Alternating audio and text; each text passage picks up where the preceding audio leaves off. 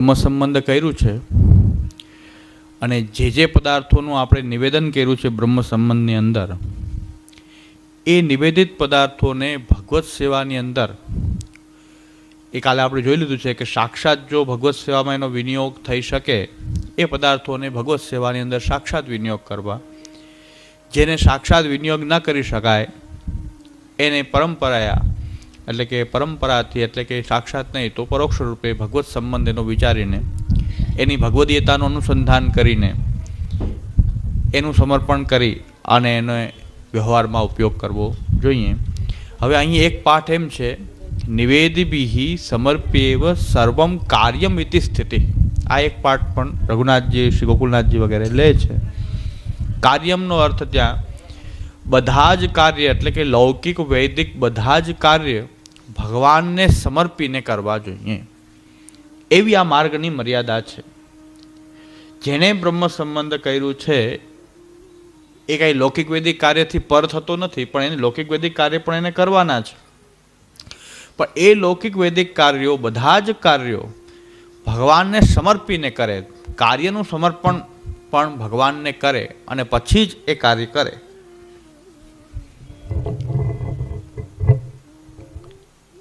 એવી એક આ માર્ગની મર્યાદા છે, આ ભક્તિ માર્ગની મર્યાદા છે. એનું આપણે બધાએ બ્રહ્મ સંબંધ પછી પાલન કરવું જોઈએ. એ ઉપદેશ અહીં નિવેદિભિ સમર્પ્યેવ સર્વમ કાર્યમ ઇતિ સ્થિતિ થાય છે. હવે લૌકિક વૈદિક કાર્યમાં ઉદાહરણ રૂપે આપણા જીવનનો દૈનિક વ્યવહાર, તે ઉપરાંત આપણે અંદર કોઈ શાસ્ત્રોક્ત પ્રસંગ યજ્ઞાદિક કાર્યોનો પ્રસંગ આવે કે કોઈ આપણા વૈદિક સંસ્કારના પ્રસંગ આવે, લગ્ન છે વગેરે, કે ઘરની અંદર કોઈ વાસ્તુ વગેરે એ બધા કાર્યો આવે જે આપણા જીવનની અંદર આવતા હોય છે. સંસ્કારો બધા એ કરવાના હોય છે. બ્રાહ્મણ હોય તો યજ્ઞોપવિત કરે છે, લગ્ન વિવાહ આદિ સંસ્કાર છે. આ ઘણા બધા કાર્ય લૌકિક કાર્ય આપણા જીવનમાં કરવાના હોય છે. આ બધા જ કાર્યોને ભગવાનને સમર્પીને કરવા. હવે બધા જ કાર્યોને કેવી રીતે ભગવાનને સમર્પીને કરવા? તો જે કાર્ય આપણા કરવાના છે એ કાર્યને પ્રભુ પાસેથી આજ્ઞા માંગીને, લૌકિક વૈદિક કાર્ય પણ પ્રભુની આજ્ઞા માંગીને કરવાથી એનું એ સમર્પણ કહેવાય છે. પ્રભુને આપણા ઘરમાં જે ઠાકોરજી બિરાજે છે એમની આજ્ઞા માંગીને આપણે લૌકિક વૈદિક કાર્યની અંદર દ્રવ્ય વગેરેનો ખર્ચ કરીએ. કારણ કે દ્રવ્ય જે છે આપણે નિવેદન કરેલું છે, આપણું દ્રવ્ય પ્રભુને આપણે નિવેદન કરેલું છે. હવે આપણે એને લૌકિક વૈદિક કાર્યની અંદર એનો ઉપયોગ કરવો છે તો પ્રભુ પાસેથી એની આજ્ઞા લેવાની હોય છે. પ્રભુને વિનંતી કરી અને આજ્ઞા લેવામાં આવે તો આ બધું જ કાર્ય જે છે એનું સમર્પણ થઈ ગયું કહેવાશે. એ કાર્યને છે ભગવાનની સેવામાં જોડાઈ ગયેલું ગણાશે. હવે એમાં પણ ભગવદીયતાનું અનુસંધાન એ કાર્યમાં પણ કરવું પડશે. હવે એ કાર્ય કેવલ લૌકિક કે કેવલ એ વૈદિક કાર્ય નથી, પણ એ કાર્ય પણ ભગવાન સાથે જોડાઈ ગયું છે. કારણ કે એની આજ્ઞા પ્રભુ પાસેથી માંગી અને આપણે એ કાર્ય કરીએ. અને એ કાર્યની અંદર જે કાંઈ પદાર્થો ભગવાનના પ્રસાદી વસ્તુઓથી જે કંઈ કાર્ય થઈ શકે એ પ્રભુની પ્રસાદી વસ્તુથી થાય કે જે ઠાકોરની સેવામાં વિનિયોગ થઈ હોય.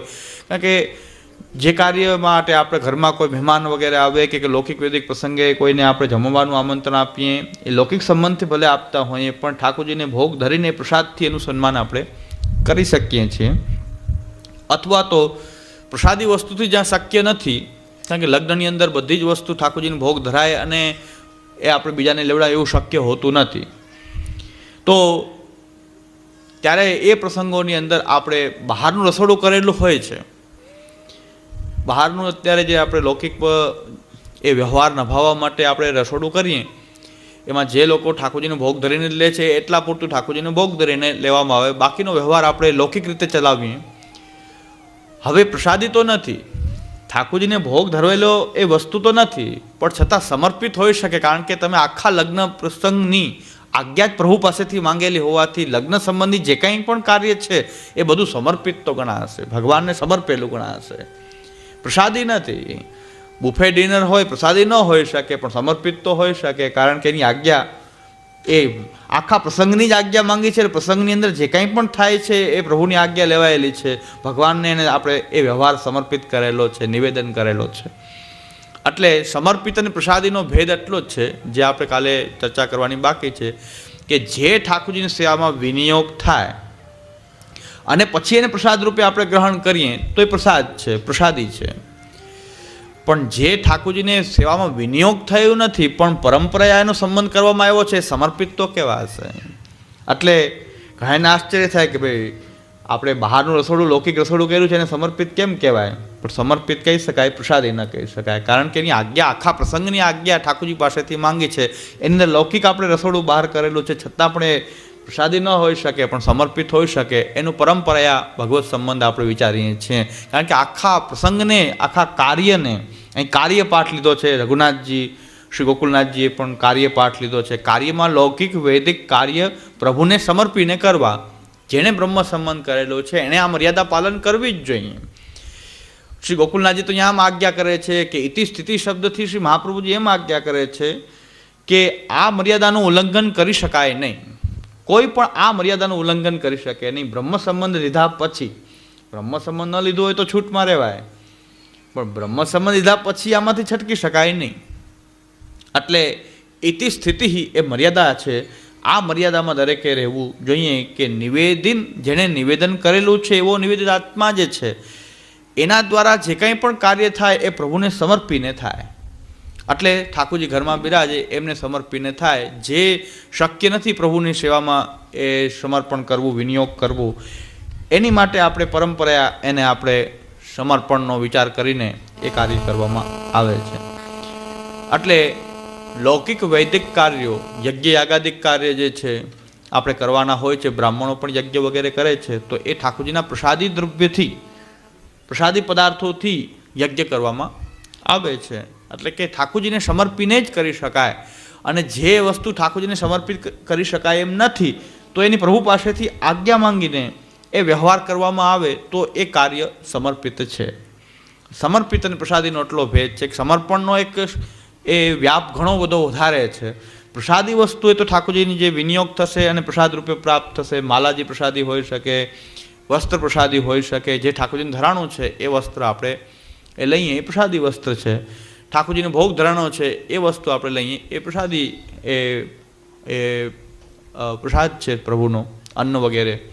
અને જલ વગેરે જે કાંઈ પણ ઠાકોરજી જારીજી ધરાય એ પ્રસાદ હોઈ શકે. એટલે ઘણા એવા આમાં ગડમથલ ઘણી બધી એવી થાય છે કે આપણે જલ જોતું હોય ઘણું બધું વધારે, અને ઠાકોરજીની જારીજીનું જલ બહુ ઓછું થાય. કારણ કે ગમે એટલી જારીજી મોટી રાખો, ઘણા મોટી જારીજી રાખે, છતાં પણ જો બધા જ વૈષ્ણવ ઠાકોરજીને સમર્પિત રીતે રહેતા હોય તો જલ વધારે જ જોઈએ. રસોઈ તો જેટલી જોઈએ એટલી બનાવી લઈએ, પણ જલ જે છે તો ઘણા શું કરે છે કે જલના ઘડા ઠાકોરજીને ભોગ ધરે.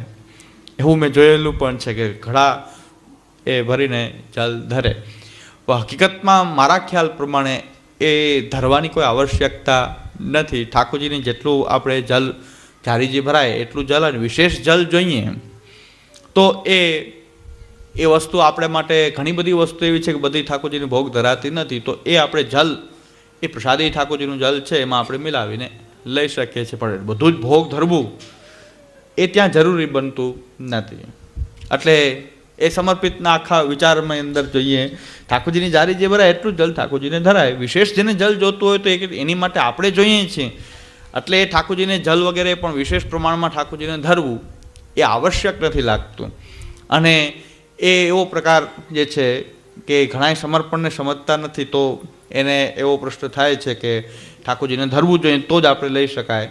પણ ત્યાં એ ઠાકોરજીને જેટલું ઠાકોરજી અરોગે છે, ઠાકોરજી જેટલું અરોગવાનું છે, ઘડાને ઘડા કોઈ તમને કે મારે જલ અસમર્પિત નથી લેવું એટલે ઠાકોરજીને ઘડા ધરે જલ, તો ઠાકોરજી કે એટલું બધું મારે નથી જોતું, તો એટલું બધું હું લઈ શકું એમ નથી.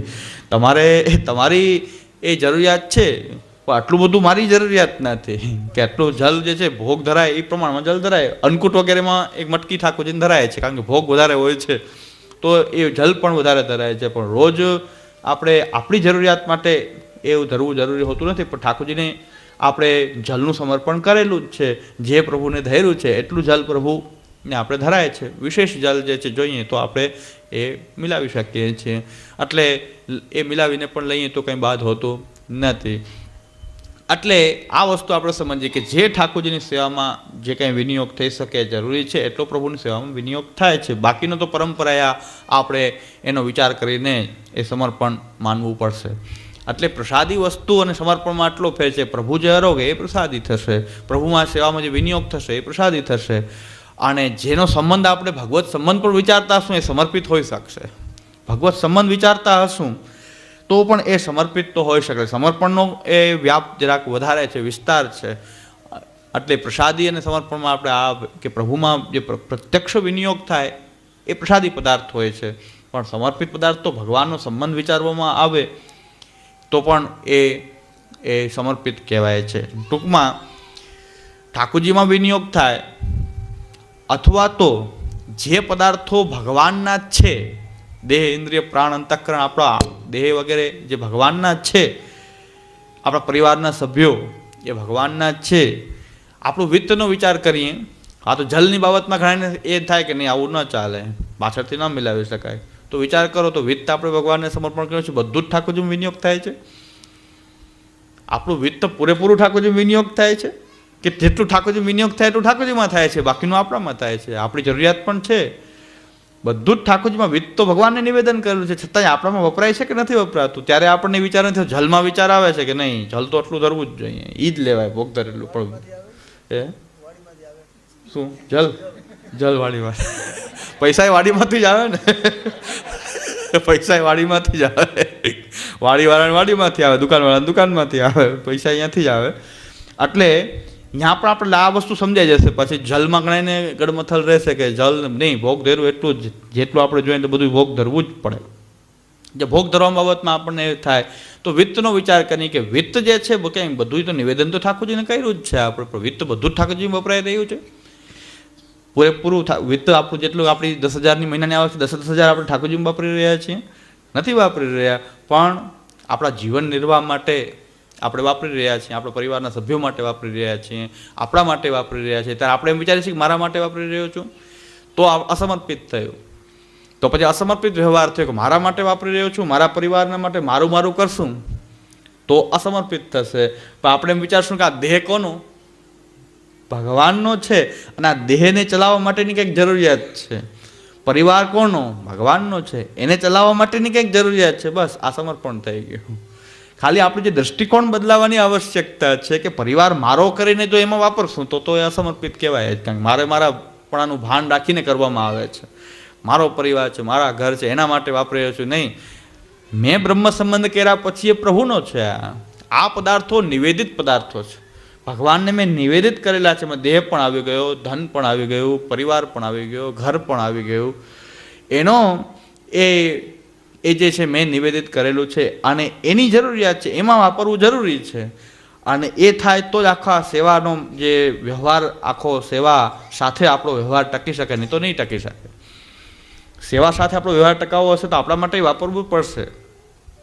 તો બસ આ વિત્તની અંદર જેમ ઠાકોરજીની જરૂરિયાત જે ઠાકોરજીમાં છે એટલો આપણે ઠાકોરજીમાં વિનિયોગ કરી રહ્યા છીએ. બાકી આપણી પણ જરૂરિયાત છે, દૈનંદિનનો વ્યવહાર ચલાવવા માટે આપણી પણ જરૂરિયાત છે. ત્યારે આપણે આપણા માટે નહીં, પણ આપણે કોના? પ્રભુના છીએ.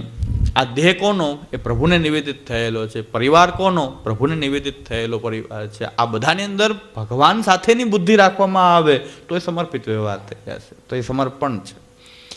એટલે આ આપણો સમર્પણનો એ સિદ્ધાંત છે. નિવેદિભિ સમર્પ્યેવ સર્વમ કુર્યાદ ઇતિ સ્થિતિ. આવી માર્ગની મર્યાદા છે. આ રીતનો વ્યવહાર કરવો જોઈએ તો જ એ દોષોથી બચી શકાય. નહીં તો પાછા દોષો હાવી થઈ જશે. જો આપણે ભગવદ્ ગીતાનું અનુસંધાન નહીં રાખીએ તો પાછા દોષો એ પાછા હાવી થઈ જશે, પાછા પ્રવૃત્ત થઈ જશે. અહંતા મમતા પાછી ઊભી થઈ જશે એની અંદર, એ પાછી બાધરૂપ તત્વો ઊભું થશે. એની નિવૃત્તિનો ઉપાય આ છે. બ્રહ્મ સંબંધ થયા પછી પણ આ બ્રહ્મ સંબંધ પછી જે પદાર્થોનું ભગવાનમાં નિવેદન કરેલું છે એને સેવાની અંદર સમર્પણ કરવું. અને જેનું ભગવત સેવામાં વિનિયોગરૂપ સમર્પણ નથી થતું એ પદાર્થોને આવી ભગવદીયતાનું અનુસંધાન રાખવાથી પણ એની અંદરનો જે દોષ જે છે, અહંતા મમતાનો જે દોષ છે, એ નિવૃત્ત થઈ જાય છે. આખી આપણી બ્રહ્મ સંબંધ વિશેની વાત છે કે એમાં રહેલો જે દોષની નિવૃત્તિ ત્યારે જ શક્ય છે જો ભગવદીયતાનું અનુસંધાન રાખવામાં આવે તો તો જે પદાર્થોમાં રહેલા દોષોની નિવૃત્તિ શક્ય છે. અને નહીં તો પાછા દોષો પ્રવૃત્ત થઈ જાય છે. આપણે મારું મારું કર્યા કરશું, આવું અનુસંધાન નહીં રાખીએ, આવી ટેવ નહીં રાખીએ, પ્રભુને કેન્દ્રમાં રાખીને જીવન નહીં જીવીએ કે આપણા ઘરમાં બિરાજતા જે ઠાકોરજી જે છે એને આપણે બધું જ નિવેદન કરેલું છે, એના આપણે દાસ છીએ, એ અનુસંધાન રાખીને જ આપણે એ જો વ્યવહાર ચલાવશું તો જ આપણે સિદ્ધાંત રહસ્યને જીવી શકશું. વાંચી તો શકીએ, સમજી શકીએ, પણ આ સિદ્ધાંત રહસ્યને આપણે જીવનમાં અમલમાં નહીં મૂકી શકીએ જો આ અનુસંધાન આપણી વિચારશ્રેણી એ પ્રકારની ન થાય તો. એના માટે આપણી માટે એ વિચારશ્રેણીનો વિકાસ નવરત્નથી થાય છે કે આપણે નવરત્નની અંદર શ્રી મહાપ્રભુજી એ જ બતાવ્યા છે કે પ્રત્યેક પદાર્થ ભગવત સંબંધી છે, પ્રત્યેકને ભગવત સંબંધ થયો છે. એટલે કદાચ અન્ય વિનિયોગ સંબંધી ચિંતા વગેરે પણ થવી જોઈએ નહીં કે મારો આ પદાર્થ ભગવાનના છે ને ભગવાનમાં વપરાતા નથી. ઘર છે તો ભગવાન માટે એક રૂમ વપરાય છે ને 10 રૂમ આપણે વાપરી રહ્યા છીએ. ઠાકોરજી માટે એક રૂમ, તો એમાં આપણે ગૌરવ ગણાઈ લેતા હોય છે કે ભાઈ એક રૂમ અમારે ત્યાં આખો અલગ ઠાકોરજીનો છે, પણ 10 રૂમ તમે વાપરી રહ્યા છો તો એ ઘણા ભગવદીયતાનું અનુસંધાન થાય તો એમ થાય કે નહીં, આ ઠાકોરજી તો આ બધું ઘર ઠાકોરજીનું છે, તો એક રૂમ ઠાકોરજી માટે હોય, 10 રૂમ આપણે વાપરી શકીએ, કંઈ વાંધો નથી. પણ શ્રી મહાપ્રભુજી કહે છે એવી ચિંતા પણ ના કરો. નવરત્નની અંદર શ્રી મહાપ્રભુજી આજ્ઞા કરે છે કે એવી અન્ય વિનિયોગ સંબંધિત ચિંતા, ઘરનો અન્ય વિનિયોગ થયો છે એમ ના માનો. સર્વેશામ પ્રભુ સંબંધના વિચારથી બધું મહાપ્રભુજી આજ્ઞા કરે છે. પ્રભુ સંબંધનો વિચાર કરો, નિવેદનનું અનુસંધાન કરો, અને અન્ય વિનિયોગ નથી થઈ રહ્યો, એ પરંપરાયા પરોક્ષ રીતે ભગવાનમાં જ એનો વિનિયોગ થઈ રહ્યો છે. ઠાકોરજી ઘરમાં બિરાજી રહ્યા છે તો એક રૂમમાં નથી બિરાજતા. ઠાકોરજી આખું ઘર જ ભગવાનને સમર્પિત થયેલું છે, પ્રભુનું જ આ ઘર છે. એટલે આ પ્રકારની દ્રષ્ટિનો વિકાસ નવરત્ન થાય છે, કારણ કે સિદ્ધાંત રહસ્ય પછી નવરત્નનું પૂરક છે. નવરત્ન વિના સિદ્ધાંત રહસ્ય પાછું અધૂરું લાગે છે, કારણ કે એની નવરત્ન જે છે આપણી આ આગળ સમર્પણનો એ આપણે સિદ્ધાંત જે છે એમાં જે કંઈ ગડમથલ ઉત્પન્ન થાય છે એ નવરત્નથી એનું નિરાકરણ શ્રી મહાપ્રભુજી કરે છે. એટલે મહાપ્રભુજી ત્યાં આજ્ઞા કરે છે નિવેદનંતુ સ્મર્તવ્યમ સર્વથા તાદૃશી જ નહીં. તાદૃશી ભગવદીઓ સાથે આપણે વારંવાર નિવેદનનું અનુસંધાન કરવું જોઈએ, તો આપણે એક ભગવદીય જીવન, એક ભક્તિ માર્ગીય જીવન જીવી શકીએ. નિવેદનને જો ભૂલી જશું, બ્રહ્મ સંબંધને એક વખત કરી દીધા પછી એને જો આપણે વારંવાર યાદ નહીં કરીએ તો પછી પાછા આપણે ભગવદીય જીવન નહીં જીવી શકીએ. ભગવદીય જીવન એટલે ભગવાનના થઈને જીવવું. ભગવદીય જીવન એટલે ભગવાનના થઈને જીવવું. પ્રભુને કેન્દ્રમાં રાખી અને તમારા ઘરમાં બિરાજતા ઠાકોરજીને તમે એક ઘરનો ઠાકુર બનાવો, ગ્રહનો સ્વામી બનાવો, હું એનો દાસ છું, એ પ્રકારથી જીવનનો નિર્વાહ કરો તો આ ભગવદીય જીવન, ભક્તિ માર્ગીય જીવન આપણે જીવી શકીએ. કારણ કે પુષ્ટિ માર્ગ એ જીવનની એક શૈલી જ, પ્રભુ સાથે એક જીવન જીવવાની, સેવા અને કથા દ્વારા પ્રભુ સાથે જીવવાની, પ્રભુમાં ચિત્તને પરોવીને જીવવાની એક શૈલી છે. એને આપણે જીવનમાં અપનાવવી જોઈએ, જે આપણે અપનાવતા નથી, ખાલી દીક્ષા લઈએ છીએ, જીવનમાં પુષ્ટિ માર્ગની આ જીવનની શૈલીને અપનાવતા નથી.